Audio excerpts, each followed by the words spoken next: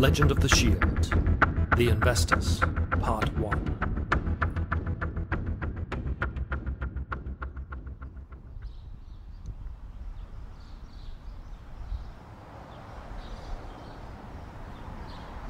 I was wondering where you had gotten to. Franklin glanced up to the young girl as she approached, clutching a plastic cup of steaming tea. He nodded in greeting, folding his arms over his chest as he returned his attention to the view outside. What's so exciting out there? He frowned, looking out over the overgrown greenery of the parking lot from their vantage point on the third floor. What had once been a well-presented and open garden space was now a jungle of litter, broken pathways, and brambles interspersed with yellow, flowering weed. The wind rattled at the windows as he watched, his eye casting a moment over the scene as a whole, before returning to watch the strange woman wandering the haunted footways. I thought you all said that mad woman on 60th never left the upper floors. Never said that. She sipped her tea innocently, peering out at the pigeon lady from the dusty glass. If the old woman had noticed them, she gave no sign. Instead, the woman was intent upon tending the overgrown bushes, casting seeds from a small satchel she carried, and snipping away at the worst of the spreading brambles. What is she doing? Gardening, obviously. You call that gardening? He indicated the way she constantly seemed to stay at arm's length from the overgrown flower beds. Not exactly winning the war on weeds, is she? I like the yellow. You would. And she's got that dog of hers with her again. He looked out again, frowning at the huge hound that stalked beside the old woman. Even from here, its presence was intimidating. As though sensing him, it turned coal-fired eyes up to the window, staring back at him accusingly. A lot of people have dogs here. It's kind of the done thing. You don't. I like fish. Franklin smiled a little, looking back over the expanse of the abandoned car park. So did you just come here to sip your tea at me, or did you want something? Kayleigh's expression darkened, and she looked out towards the far edge of the car park. There's a lot of people asking about you out there. Thugs have backed off a bit because they think the place is haunted, but it's only made the others more interested. Others? Those men in suits. The ones that chased you into that alley, and were looking for you when we found you at the river. Case keeps saying he's seen them lurking around after dark. Thinks they're following him. If I'm being honest, I know what he means. A bark from below snapped Franklin's attention to the old woman. The dog beside her was glaring at something in the distance, its ears pulled back, ready for a fight. It's them again. Franklin glanced at her, noting the flicker of fear on her face, before he followed her gaze to the edges of the car park. At the path by the roadside, a polished black car had pulled up to the curb. He watched, feeling a strange shiver run up his neck as two men exited the vehicle, each dressed in freshly pressed suits, and each casting their eyes searchingly over the decaying estate. They give me the creeps. They're too far to see us. Speak for yourself. Not all of us can go invisible. He lifted his hand, surprised to see it was already going opaque, as though a defensive reflex. Clenching it into a fist, he tried to will the sensation away, the limbs slowly fading back into view as he took a deep breath. Who are they? What did you do to piss them off so much? They're not coming in. They come close enough.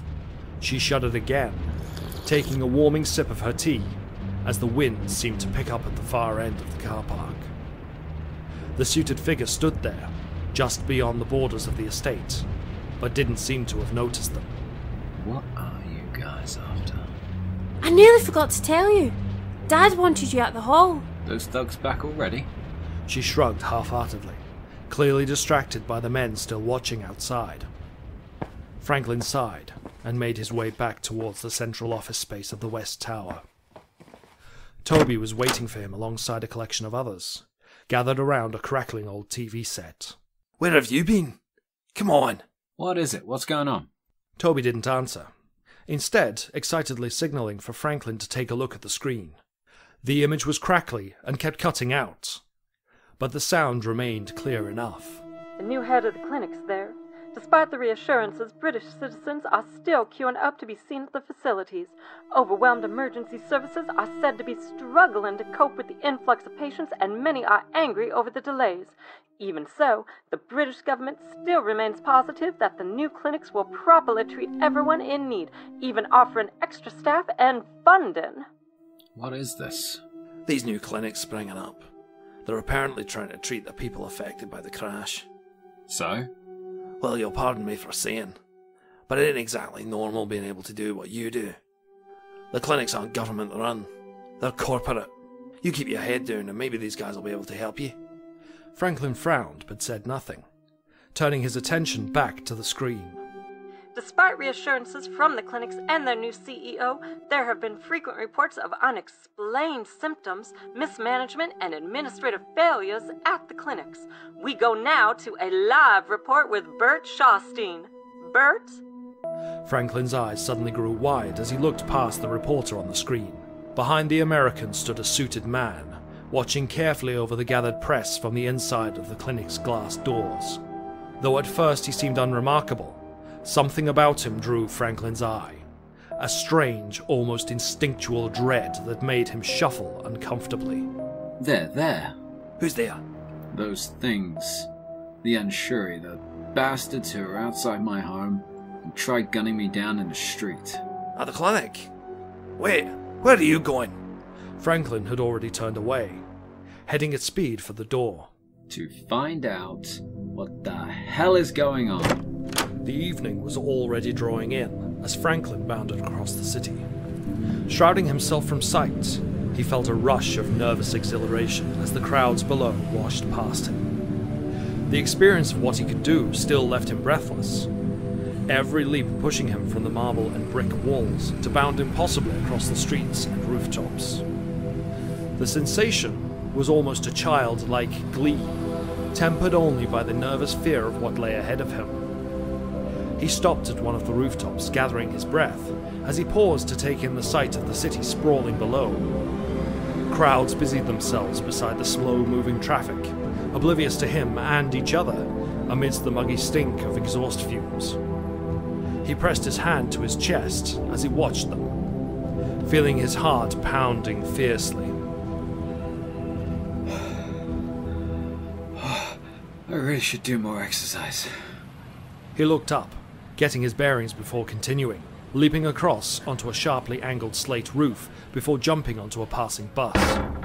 Steadying himself, he waited as the vehicle brought him the rest of the way. Ahead, he could see a large crowd in front of a newly reopened clinic. An ugly, repurposed block of a building that sat at the edge of a busy corner.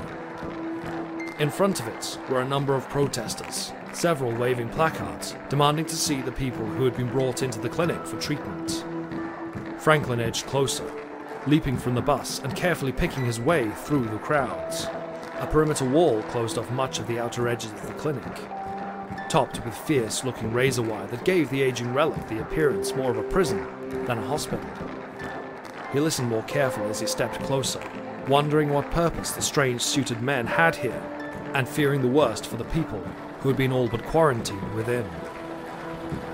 As he pondered, a large lorry began turning into the guarded parking bay beyond the wall, the heavy security gate sliding aside with a whine of servos and hydraulics. Franklin took his chance, leaping onto the back of the truck as it slid past the barricades. Spying a vantage point nearby, Franklin jumped again to reach a small flat roof that stretched across one side of the parking bay. Alright, you got this far. What now, genius? The question lingered as he watched the lorry park at the bay. A group of orderlies were ready to meet the driver, already preparing to unload the supplies. Nothing seemed untoward, and there was no sign of the suited men. Resolving himself, Franklin climbed down, focusing on keeping himself shrouded from sight before sneaking in alongside the delivery. He bit his lip as he followed them, finding it impossible to shake off his nervousness as they led him deep into the bowels of the clinic. Everything seemed innocent enough, though the building had an uncomfortably oppressive feel and a strangely sterile taint to the air. As soon as he could, he slipped away from the orderlies, working his way through the lonely corridors. Come on, Frank. What's the plan? He pressed on gingerly, all too aware of how even his lightened footsteps seemed to echo in the dim halls, and the stark chill the air had taken. Why is it so damn cold down here? He edged onwards, looking up to the ceiling to follow the pipes that seemed to lead ever onward below the building. Coming to the bottom of the stairs, he reached a grim-looking pair of double doors. A maglock sealed them tight, and he peered through the glass portholes to see a starkly clean corridor within. A pair of doctors were walking the corridors, both seeming tired as they chatted amongst themselves. You see the guy they brought in yesterday? The muscle growth was insane. Oh, you think that's impressive? We had a child earlier who almost split Jerry in half. You what? Oh, seriously. I mean, the fingers were like razors. Jesus wept. I mean, what the hell are we supposed to do with these freaks? I mean, what do they expect us to do with them all? Oh, pass. I mean, we're shipping another batch tonight. We just keep coming, though. Franklin's lip curled in anger, and he tested the door again. Frustrated, he caught sight of another orderly, idly stalking down the corridor toward him. As he approached, Franklin knocked at the door, snapping the orderly's attention to him. Frowning, the man stepped forward, peering through the window. When he saw nothing, he opened the door, peering through the gap to see no sign of what had knocked. The orderly shrugged, returning to his duties as he wandered off. Franklin smiled, holding the door ajar and slipping inside as soon as chance allowed. He followed the passageway, stopping to check through the window of each door he passed. Most were merely small office rooms or housed computers busily compiling databases, but as he pressed on, he began to find padded restraining rooms, ill-lit stores filled with ominous jars of preservative, and most worryingly, a small surgical room complete with restraints upon the table. What the hell is this place? The noise of footsteps at the junction ahead snapped into alertness, and he moved aside as he watched a black armored figure stride across the corridor. He recognized her at once, her lithe armor a perfect match for the woman who downed his plane. She stopped, turning slowly to look down the corridor he hid within.